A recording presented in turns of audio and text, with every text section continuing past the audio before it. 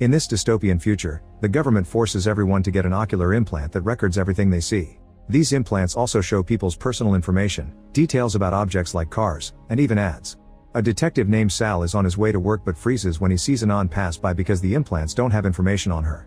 He thinks it's just a glitch and moves along. At the office, Sal is in charge of accessing people's memories to gather evidence and solve crimes. Today a father explains that his son is missing and hasn't returned his calls. Sal checks the database where the government keeps a backup of all of the implant footage. The son's last recording is sent to the father, and he's devastated to watch his boy self-delete from the top of a building. Next, a woman claims that a maid stole her bracelet from her hotel room. Sal checks the maid's recordings and proves that she didn't steal anything. After the woman leaves, it's revealed that Sal didn't show her the full footage.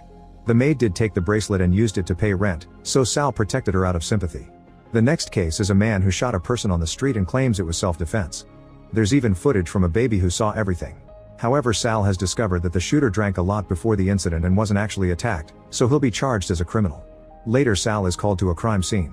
A man has been shot in the head and his record has a block for some reason, so Detective Charlie has to give Sal clearance.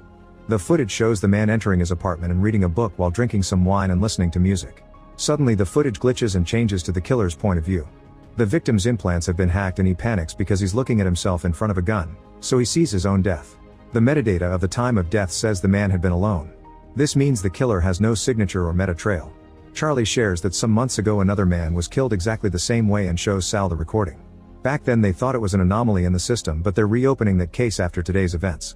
The previous victim had a woman as his last visitor, but she had no ID. After Charlie asks Sal to keep the case details a secret, Sal tells him about Anon and shares what he saw. When Sal goes home he gets naughty with his girlfriend, but he can't stop watching Anon's footage during the act. To his frustration, the footage is suddenly deleted from the database. His girlfriend realizes he's looking at another woman while he is with her, so she breaks up with him and leaves. The next day the detectives meet with Lester, an IT expert.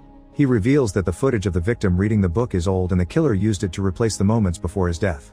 The music is covering up all the noises in the room, but Lester has managed to find the sound of a doorbell. This means the man had an unidentified guest.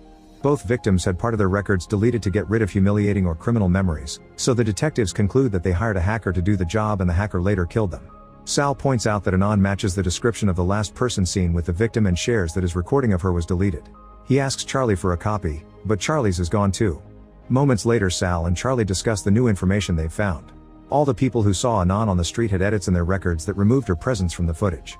Sal thinks she must have built an algorithm that automatically searches for her and erases her from the database. Random people on the street don't notice a small random gap, but if someone has met her properly then they end up dying. After work, a depressed Sal watches a memory of his dead